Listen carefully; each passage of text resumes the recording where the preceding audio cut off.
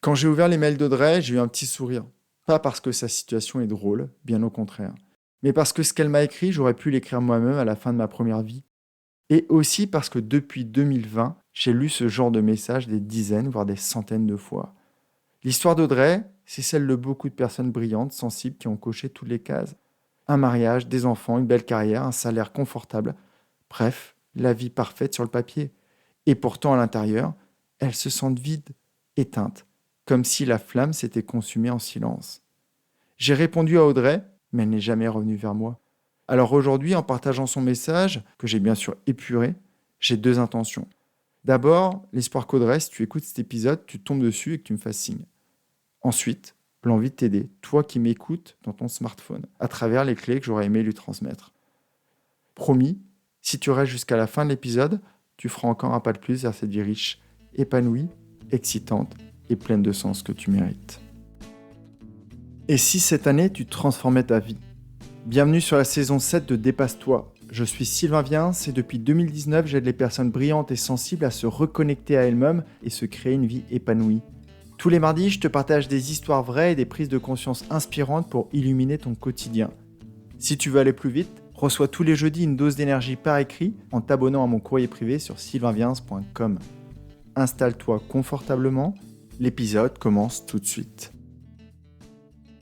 Je me permets une petite parenthèse avant de démarrer. Si tu apprécies ce podcast, pense à me laisser un avis sur ta plateforme d'écoute. Ça envoie un signal très positif à l'algorithme et ça permet à d'autres personnes, peut-être des Audrey, de tomber dessus au moment où elles en ont le plus besoin. Et si tu fais partie des 7 auditeurs sur 10 qui m'écoutent sans être abonné, clique tout simplement sur s'abonner. Ça change beaucoup de choses pour ma visibilité. Un grand merci à toi. Alors voici le mail d'Audrey sans ses détails personnels. Elle a intitulé son mail « Je crois que je me suis perdu en chemin ». Bonjour Sylvain. Je ne sais pas trop par où commencer, mais je suis arrivé à un point où je n'arrive plus à avancer seul. Sur le papier, tout va bien.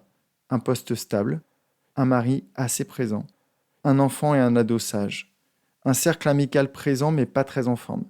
La plupart traversent des crises, des maladies, des séparations, mais je crois que c'est l'âge qui veut ça. En ce qui me concerne, à l'intérieur, je me sens vide, comme si je vivais en pilote automatique. Je fais les choses parce qu'il faut les faire, mais je ne ressens plus de joie. Je suis fatigué, je dors mal, j'ai souvent des migraines. J'ai compris que mon corps me parle, mais je ne comprends pas ce qu'il essaye de me dire. Mon mental tourne en boucle, ça m'épuise. Je crois que je me suis tellement appliqué à répondre aux attentes des autres que je ne sais même plus ce que je veux vraiment. J'aimerais retrouver un peu de légèreté, de joie et surtout retrouver la sensation d'être vivante. Je pense que tu es la bonne personne pour m'aider car en lisant tes posts et en écoutant ton podcast, j'ai ressenti de bonnes vibrations et une grande honnêteté. Alors je me suis lancé. Merci d'avance pour ton retour, Audrey. Voilà, tu connais le message que m'a envoyé Audrey. Je ne vais pas te lire en détail la réponse que j'ai faite. Mais ce que tu dois savoir, c'est que dans un premier temps, je l'ai félicitée pour la confiance qu'elle m'a accordée en me partageant son histoire, et dans un second temps pour son courage, car demander de l'aide, ce n'est pas si simple. Ensuite, je lui ai dit qu'elle n'était pas seule. Ce mail, comme je te le disais en introduction de l'épisode, je l'ai reçu des centaines de fois ces dernières années. Et je sais d'ores et déjà que sa petite flamme intérieure peut vite reprendre de sa splendeur. Et enfin, je lui ai proposé qu'on en parle de vive voix. Mais malheureusement, comme Jodassin là-haut sur sa colline, je l'ai attendue et elle n'est jamais revenue vers moi. Alors j'ai imaginé notre rencontre, que le courant soit très bien passé entre nous et que je l'ai accompagnée pendant plusieurs mois. Je vais donc te présenter les sujets que l'on aurait sûrement travaillé ensemble. Même si aucun accompagnement n'est identique, on retrouve comme des étapes. Et ce sont ces étapes que je vais te présenter. Dans un premier temps, j'aurais aidé Audrey à calmer son mental. Car quand la tête surchauffe, c'est comme un ciel d'orage. Des éclairs de pensée obstruent le ciel. Ça jaillit dans tous les sens. Et si en plus tu rajoutes du tonnerre, ça crée un bruit énorme. Et il est alors impossible d'être lucide, clair et surtout créative pour définir des solutions. Avec Audrey, on aurait d'abord cherché à apaiser cette tempête interne pour qu'elle retrouve plus de sérénité. Et pour ça, j'aurais proposé des pratiques relativement simples. De la respiration, peut-être de la cohérence cardiaque, de la méditation courte, de l'écriture, de la marche en pleine nature, du sport, et bien sûr nos échanges. Car face à une personne sereine et stable, tu le deviens progressivement. Au fil de nos échanges et de ces pratiques, ces nuages seraient peu à peu dissipés, laissant apparaître un beau ciel bleu. Et alors, là, on aurait pu réellement démarrer. On aurait pu commencer par regarder sa vie d'aujourd'hui et observer quel loup elle nourrit le plus souvent. Est-ce le loup blanc, celui de la lumière, qu'elle alimente en ressentant de l'amour pour les personnes qu'elle croise, en remerciant la vie pour ses petits cadeaux, en se sentant fière de ce qu'elle construit, de ce qu'elle offre au monde? Ou bien, est-ce le loup noir, celui des ombres, qu'elle laisse grandir en ruminant la colère contre une vie qu'elle croit injuste, contre les blessures de son passé, en se laissant happer par le manque, la peur ou les scénarios qu'elle imagine toujours se finir mal? Parce qu'au fond, chaque jour, chacun de nous nourrit l'un des deux, et la qualité de notre vie dépend souvent de celui qu'on choisit d'inviter à notre table.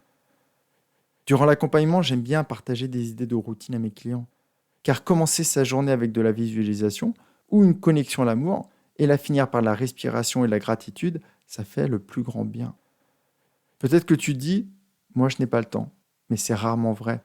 C'est juste qu'aujourd'hui, tu ne le prends pas, parce que ce n'est pas une de tes priorités. Longtemps, j'ai préféré échapper à mes émotions en occupant mon esprit, en étant dans le faire, plutôt que dans l'être et le ressentir. Dans un second temps, avec Audrey, on aurait sûrement regardé du côté de ses besoins et de ses valeurs. Je dis souvent que la vie, c'est comme un marathon.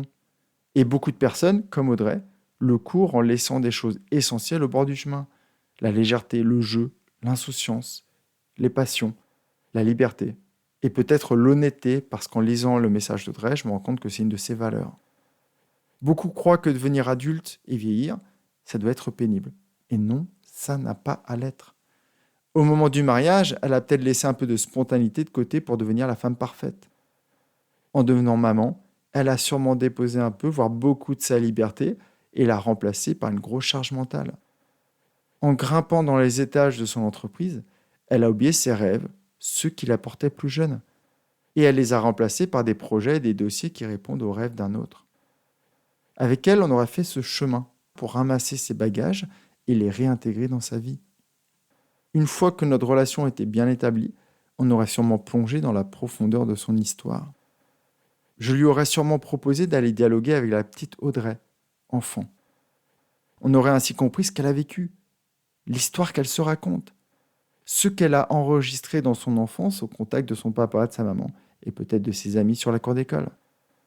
Certaines croyances lui ont été utiles jusqu'à aujourd'hui, mais peut-être qu'elles auraient besoin d'être remerciées, mises de côté pour laisser la place à des croyances bien plus créatrices.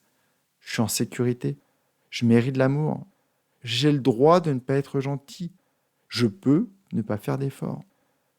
En modifiant ses croyances et ses schémas, Audrey aurait vu sa vie changer doucement, mais sûrement. Il n'est pas rare de voir une maman qui s'oublie pour ses enfants, reproduisant les comportements de sa propre mère. J'entends souvent « j'ai tout donné à mes enfants » ou « ma maman s'est oubliée pour moi ». Il est aussi très fréquent de voir des femmes s'effacer pour leur partenaire, voire devenir leur mère, et par là même se créer une grande charge mentale. C'est comme si ces femmes avaient un enfant en plus. Tous ces schémas appris au fil de nos expériences peuvent nous plomber et nous enfermer dans un quotidien très difficile. On aurait sûrement aussi profité de cette plongée au plus profond d'elle-même pour en ramasser ses passions ou les activités qui par le passé la nourrissaient et la rendaient joyeuse. Même au pire moment de nos vies, quand on a l'impression que notre flamme intérieure est éteinte, il reste toujours des braises. En fouillant sous les cendres, on les retrouve. Et souvent, elles ne demandent pas grand-chose pour se réembraser. Revenir à ses passions, à ses rêves, c'est comme remettre du bois dans la cheminée, ce qui permet à toute ta maison intérieure de retrouver de la lumière et de la chaleur. En te reconnectant à ce qui te fait vibrer, tu retrouves de l'estime, de la confiance, de la joie. J'aimerais bien que tu me vois quand j'enfile mes rollers et que je me mets du rap de mon adolescence dans les oreilles. Je suis léger comme une plume et souriant comme un gamin. Tout est fluide, de ma glisse à mes pensées. Avec Audrey, à être dans le passé, je pense que je lui aurais proposé de vérifier qu'aucune émotion n'y était restée bloquée. Souvent, les émotions que l'on n'a pas digérées restent enfermées en nous et verrouillent certains espaces. Une tristesse qu'on n'a pas osé pleurer et qui crée un vide. Une colère qu'on a étouffée et qui explose comme un volcan régulièrement. Un deuil qu'on a traversé trop vite ou que l'on n'a pas eu le courage d'affronter et qui nous remplit de tristesse. Un amour passé qu'on garde en secret et qui continue de squatter un bout de notre cœur. Et enfin, après qu'Audrey ait transformé ses schémas, ses croyances, on aurait pu aussi travailler ses objectifs. Elle me parle de pilote automatique et je la vois bien, comme beaucoup d'entre nous, les bras levés à l'horizontale, une petite goutte de bave au coin des lèvres, le regard hagard, avancer machinalement tout droit, sans savoir vers où elle se dirige, un peu comme un zombie. C'est la dernière étape, passer du pilote automatique à l'élaboration d'un plan de route pour le futur. Concrètement, j'aurais aidé Audrey à se fixer des objectifs qui résonnent avec ses valeurs, une vision claire de la vie qu'elle veut vraiment. Elle serait redevenue le capitaine de sa vie. J'ai vécu et j'ai vu ce passage de mode zombie au mode capitaine dans les yeux de beaucoup de personnes que j'ai accompagnées. Et c'est une véritable renaissance. Voilà tout ce que j'aurais fait avec Audrey.